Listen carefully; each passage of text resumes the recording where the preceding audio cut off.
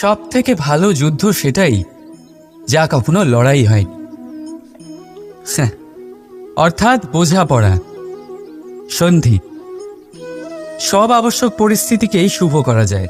নিজের থেকে শক্তিশালীর সাথে যিনি সন্ধি করেন তিনি বিদ্বান, নিজের সমকক্ষের সাথে যিনি সন্ধি করেন তিনি গুণবান, আর নিজের থেকে দুর্বলের সাথে যিনি সন্ধি করেন তিনি দয়াবান।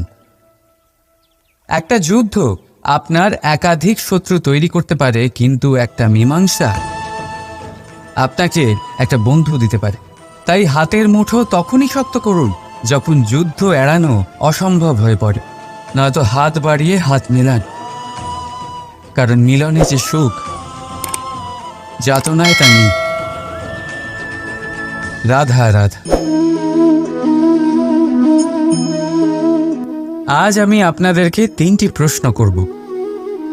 তাহলে প্রথম প্রশ্ন, এমন কে আছে যার ওপর আপনি অনর্গল প্রহার করার পরেও সে হাসে আর আপনাদেরকে আনন্দ দেয়?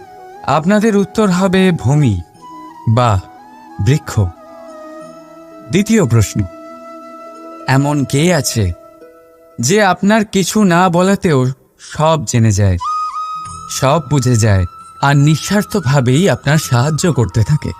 এবার আপনাদের উত্তর হবে ভাই বা বন্ধু। আর তৃতীয় প্রশ্ন, এমন কোন ভগবান আছেন যিনি নিজে বিষ পান করে আপনাকে জীবনের অমৃত প্রদান করেন? আপনি হয়তো উত্তর দেবেন মহাদেব। যদি আপনার উত্তর এইগুলি হয় তাহলে সেই উত্তর ভুল। এই সমস্ত প্রশ্নের একটাই সঠিক উত্তর আছে, আর তা হল মা। স্তন্য পান করার সময় আপনি পা দিয়ে কত তাকে মেরেছেন, কিন্তু তাও উনি হাসি মুখে আপনাকে আশীষ দিতে থেকেছেন। আপনি কিছু না বললেও উনি সব জেনে যান, আর এই জীবনের কঠিন পরিস্থিতির বিষ পান করে আপনাকে সুখের অমৃত দেন। এই জীবনে আপনি যাই করে নিন না কেন, মায়ের ঋণ কখনো পরিশোধ করতে পারবেন। যদি কিছু করতে চান তবে জীবনের আনন্দের মধ্যে, অনুভূতির মধ্যে আর ধন্যবাদের মধ্যে নিজের মাকে মনে রাখবেন, আর আমার সাথে ভালোবেসে বলবেন রাধা রাধা।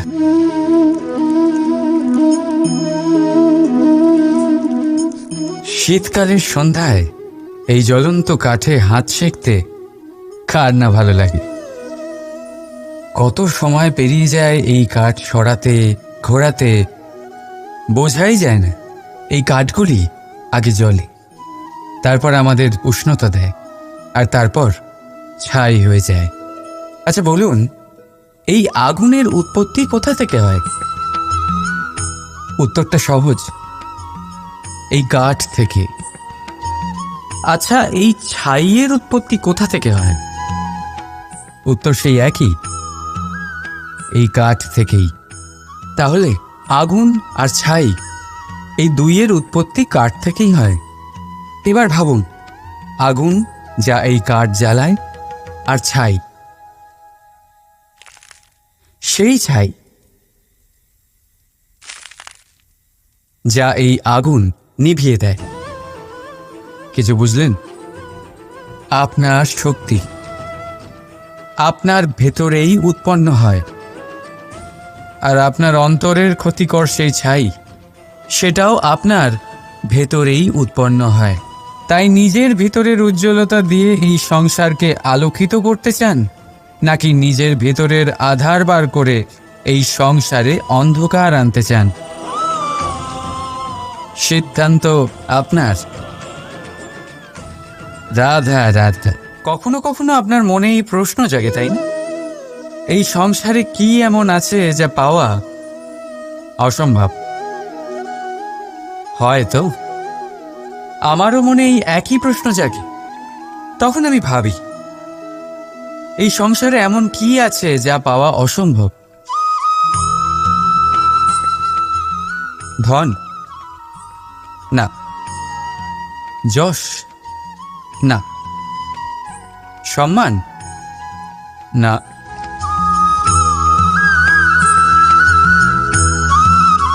প্রেম? না।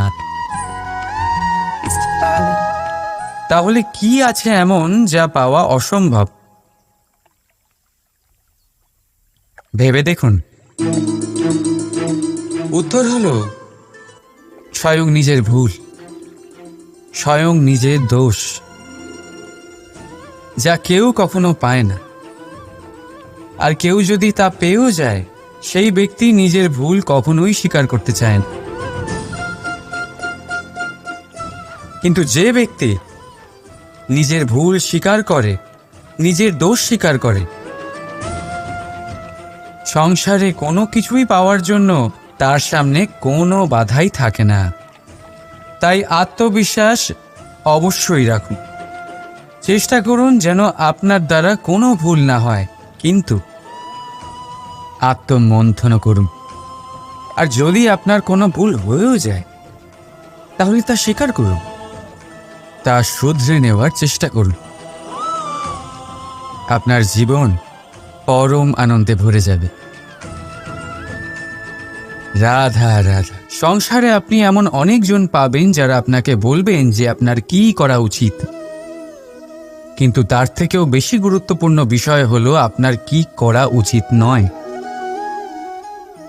আজ আমি আপনাকে এমন 3টি বিষয় বলবো যা নিজের জীবনে আপনার করা উচিত নয়। প্রথম কথা, আনন্দে কখনো কথা দিতে নেই। আনন্দ আপনার যুক্তি হরণ করে, আর তারপর আনন্দে দেওয়া এই কথা পরবর্তীকালে গলার ফাঁস হয়ে যায়। দ্বিতীয় কথা, কখনো ক্রুদ্ধ হয়ে উত্তর দেবেন না। ক্রোধ আপনার বিবেককে লুপ্ত করে, ভবিষ্যৎ দৃষ্টিকে অন্ধ করে। কিছু মুহূর্তের জন্য জন্ম নেওয়া এই ক্রোধ আর ক্রোধজাত উত্তর ভবিষ্যতে সারা জীবন এক প্রশ্ন হয়ে দাঁড়ায়।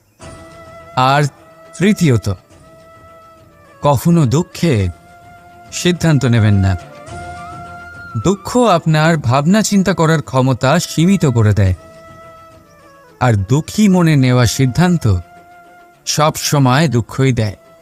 সত্যি কথা বলতে কি, বচন, উত্তর আর সিদ্ধান্ত সব সময় জীবনে ভেবেচিন্তে নেওয়া আর দেওয়া উচিত। ভেবেচিন্তে যদি কাজ করেন, এই সংসারে কখনো কোনো সমস্যার সম্মুখীন হতে হবে না।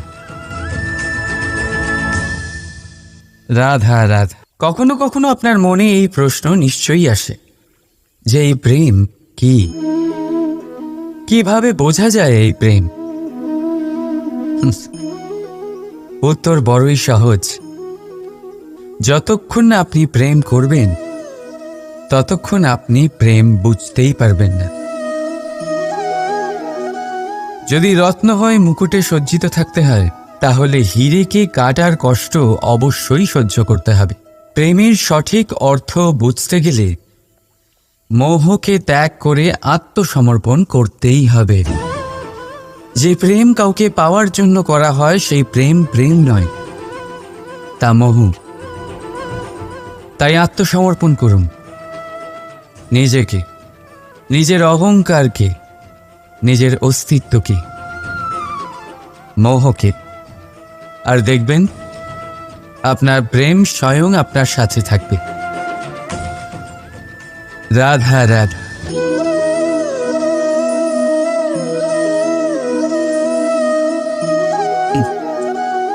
জীবনে কোনো এক লক্ষ্য প্রাপ্ত করতে গেলে মানুষ দুটি ভাব নিয়ে এগিয়ে চলে।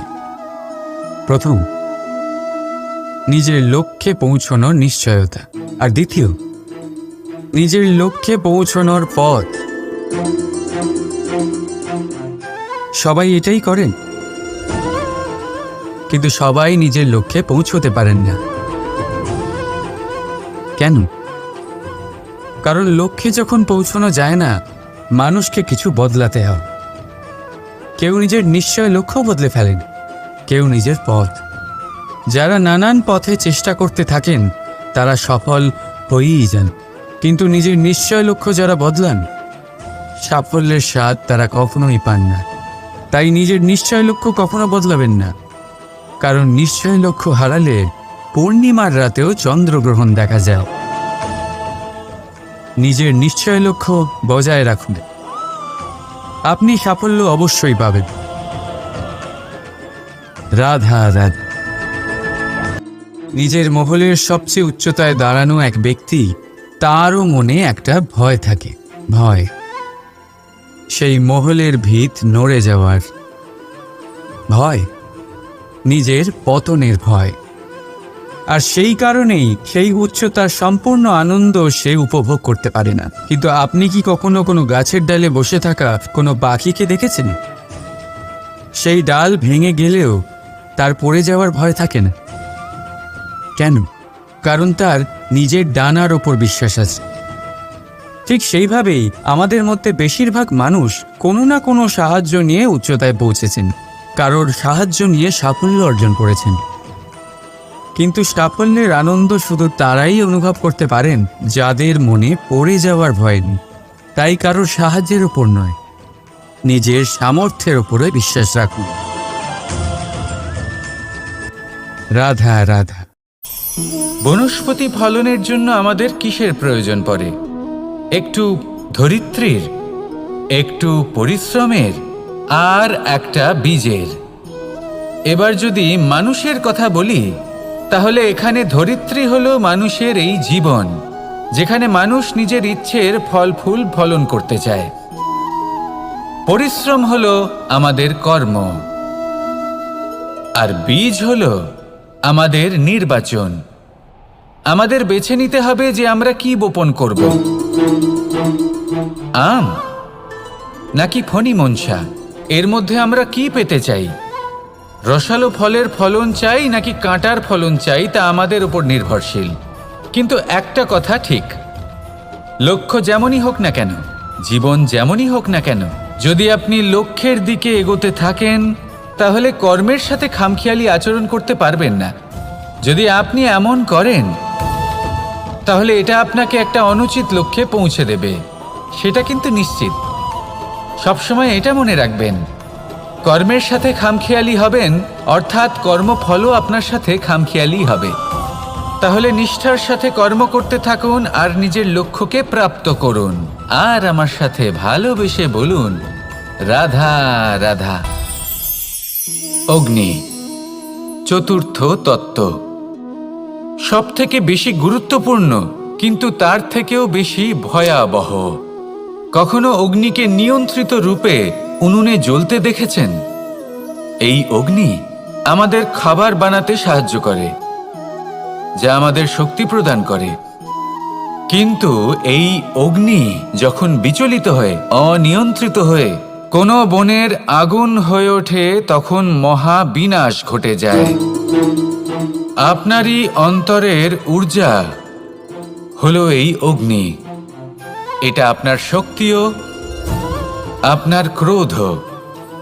একে ব্যবহার কিভাবে করবেন তা আপনারই হাতে। যদি কোনো ব্যক্তি নিজের অন্তরের এই ঊর্জাকে ব্যবহার করেন শক্তির রূপে, তাহলে সে বিকাশ ঘটাতে পারে, নির্মাণ ঘটাতে পারে। কিন্তু যদি কোনো ব্যক্তি তার অন্তরের ঊর্জাকে বিধ্বংসী অস্ত্র বানিয়ে ফেলেন, তাহলে নিশ্চিত রূপে মহা বিনাশ ঘটতে পারে, যাতে বিনাশ তারও অবশ্যই হবে। অনেক বছর পূর্বে এমনই এক আগুনের দ্বারা এই সুন্দর পৃথিবীর নির্মাণ হয়েছিল। আর অনেক বছর পূর্বে এমন এক আগুনেই সমস্ত জীব এবং সংসার বিলুপ্ত হয়ে গেছিল।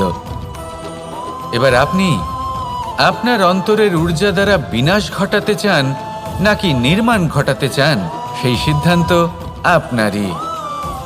আসুন আমার সাথে ভালোবেসে বলুন, রাধা রাধা। কখনো কখনো এমন হয়, আমরা আমাদের বাড়ির উঠোনে বীজ বপন করি, আর তা বিকশিত হয় একটা সুন্দর বৃক্ষে। তার শাখাগুলি প্রতিবেশীর বাড়ি পর্যন্ত পৌঁছয়। ফলের বর্ষণ প্রতিবেশীর বাড়িতেও হয়ে থাকে। আর আমরা ভাবি গাছ আমরা উৎপন্ন করব আর ফল খাবেন আপনারা। এই কেমন কথা হলো? আপনাকে এই কথা বুঝতে হবে যে এসব হলো ভৌতিক বস্তু। সাংসারিক বস্তু। কখনো নিজের বাড়ির বাগানে ভালোবাসার গাছ বপন করে দেখুন, তার শাখাও প্রতিবেশীর বাড়ি পর্যন্ত পৌঁছবে, ফলের বর্ষণ সেখানেও হবে। কিন্তু সেই ফল চাইতে আপনাকে যেতে হবে না, সেই ফল দ্বিগুণ মাত্রায় আবার আপনার কাছেই ফিরে আসবে। তাই নিজের বাড়িতে আর নিজের মনে ভালোবাসার গাছ উৎপন্ন করুন। এই জীবন প্রসন্ন হয়ে বলবে, রাধা রাধা। অ দিয়ে অন্ত, আ দিয়ে আরম্ভ, এই দুইয়েরই রাশি সমান। যদি আপনি মন দিয়ে দেখেন তবে দেখবেন এদের সম্পর্ক খুবই নিবিড়। কিভাবে? যখন কোনো কিছু শুরু হয় এটা নিশ্চিত হয়ে যায় যে তা সমাপ্তও হবে। আরম্ভই যদি না হয় তার সমাপ্তও হবে না। যা আরম্ভ হয়েছে তার সমাপ্তি হলো অবশ্যম্ভাবী। এটাই হলো প্রকৃতির নিয়ম, একে এড়ানো যায় না। এবার এই কথা আমরা সকলে জানি। এবার মানুষ কি ভাবে যে সমাপ্তির পরে কি হতে পারে, এর উত্তর তাদের কাছে নেই। তাদের উচিত অন্য কোনো বিষয় ভাবা যা বেশি গুরুত্বপূর্ণ। এবার মানুষ এটা জানে না যে মৃত্যুর পরে কি হতে পারে, কিন্তু এই কথা অবশ্যই জানে যে জন্ম থেকে মৃত্যু পর্যন্ত এই সময়, যাকে আমরা জীবন বলে থাকি, এই সময় আমরা কর্ম করতে পারি। এই কথা তো আমরা জানি। তাহলে এমন কি কর্ম করা যেতে পারে যা আমাদের সমাপ্তির পরও আমাদের প্রাসঙ্গিক করে রাখতে পারে, এই বিষয়ে ভাবা উচিত। যে জন্মগ্রহণ করেছে তার মৃত্যু হবেই, এটা সাধারণ বিষয়। কিন্তু ইতিহাস আজও সেই সকল মানুষজনকে স্মরণ করেন যাদের এই সংসার তাদের মৃত্যু নয়, বরং তাদের জীবনকালে যে কর্ম তারা করেছেন তার দ্বারা মনে রাখেন। সেই কর্মের কারণে এই সংসারে তাদের নাম, তাদের কর্ম, তাদের ব্যক্তিত্ব, তাদের কীর্তি অমর হয়ে থাকে এবং থাকবে। আপনার কাছে এতটা সময় নেই যতটা আপনার মনে হচ্ছে আপনার কাছে আছে। সেই জন্য যত শীঘ্র সম্ভব শ্রেষ্ঠ কর্ম করুন, যতটা পারবেন ততটা অধিক সুকর্ম করুন। এই সংসারে নিজেকে অমর করে তুলুন আপনার মৃত্যুর পরেও। আর আমার সাথে ভালোবেসে বলুন, রাধা রাধা। ওমা, এ কি? আমি কখন থেকে এখানে অপেক্ষা করছি, হাত পেতে দাঁড়িয়ে রয়েছি যাতে একটা ফল আমার হাতে এসে পড়ে এবং সেটা আমি খেতে পারি। কখন থেকে অপেক্ষা করছি, কিন্তু সেটা হচ্ছেই না। এবার আপনি বলবেন যে এসব কি বলছি, এ কি অদ্ভুত কথা বলছি। যদি ফল খেতে হয় তাহলে আমাকে বৃক্ষে চড়তে হবে, ফলের কাছে পৌঁছতে হবে, তবেই তো ফল পাবো। এবার এটা অত্যন্ত সহজ ব্যাপার, কিন্তু এই বিষয়টা আপনি নিজের জীবনের প্রসঙ্গে ভেবে দেখুন। লক্ষ্য কোথায় আছে আপনি জানেন, সেই লক্ষ্যে পৌঁছানোর পথ কি সেটাও আপনি জানেন, সেই পথে চলার ক্ষমতাও আপনার রয়েছে, কিন্তু তাও আপনি নিজের লক্ষ্য লাভ করতে পারছেন না। কেন? কারণ আপনি অপেক্ষা করছেন যে লক্ষ্য আপনার সামনে চলে আসবে, কিন্তু তা হয় না। লক্ষ্য সে যাই হোক না কেন, ধন হোক, প্রেম হোক, কোনো সম্মান হোক বা মোক্ষ হোক, যদি আপনি তার দিকে অগ্রসর না হন তাহলে ফল প্রাপ্তি অসম্ভব ব্যাপার, তা কোনোদিনই হবে না। সেই জন্য আপনার চোখের সামনে আপনি যদি নিজের লক্ষ্যকে দেখতে পান তাহলে উঠুন এবং সেই দিকে অগ্রসর হতে শুরু করুন। নিজের অন্তরের সকল অশুভ গুণ দূর করুন, অলসতা ত্যাগ করুন, অজ্ঞানতা ত্যাগ করে দিন এবং চলতে থাকুন। অবশ্যই মনোবাঞ্ছিত ফল লাভ করতে পারবেন। মনে রাখবেন, চলতে থাকলে তবেই লক্ষ্যপ্রাপ্তি হবে। অপেক্ষার দ্বারা শুধুমাত্র মৃত্যু লাভ হবে। আসুন আমার সাথে ভালোবেসে বলুন, রাধা রাধা। পাখি কখন জন্ম নেয়, কখন উড়তে শেখে, কখন বাসা বানাতে শেখে, কখন নিজের মৃত্যু লাভ করে, এসব আমাদের মধ্যে কেউ জানি না। কিন্তু পাখি একটা কথা খুব ভালো করে জানে, যে এই সংসারে ও যা কিছুই করুক না কেন, এই সংসারের ওকে নিয়ে কিচ্ছু যায় আসে না। এবার আমরা কি করি? কোনো কাজ করার আগে আমরা এটা ভাবি যে এই সংসার যদি আমাকে দেখে ফেলে তাহলে কে জানে এই সংসার কি ভাববে, আমার প্রতিচ্ছবি কেমন তৈরি হবে কে জানে, কে জানে কি হবে আদি ইত্যাদি। এই সব ভাবনায় আমরা মগ্ন হয়ে যাই। কিছুটা এমনভাবে মগ্ন হই যে বর্তমানের কর্মের এই জীবনের যাত্রাপথে সেই সময়ের আনন্দ উপভোগ করতে ভুলে যাই। এবার দেখুন একটা পাখি কি করে। ওর কর্ম হলো গান গেয়ে চলা। ওই পাখি গেয়ে চলে, কেউ ওর গান শুনুক বা না শুনুক, কেউ আদৌ শুনছে কিনা সেই বিষয়টা নিয়ে সেই পাখির কিছুই যায় আসে না। সেই পাখি নিজের কর্ম করতে থাকে। হয়তো সেই জন্যই আপনি কখনো কোনো পাখিকে কাঁদতে দেখবেন না। এরকমই আপনাকে নিজেকে গড়ে তুলতে হবে। প্রথমে নিজেকে জিজ্ঞেস করুন, এই যে কর্ম আমি করতে চলেছি সেটা কি উচিত? যদি আপনার মনে হয় সেটা উচিত, তাহলে সেটা প্রমাণ করুন। এটা ভাববেন না যে এই সংসার কি ভাববে। আসুন আর আমার সাথে ভালোবেসে বলুন, রাধা রাধা।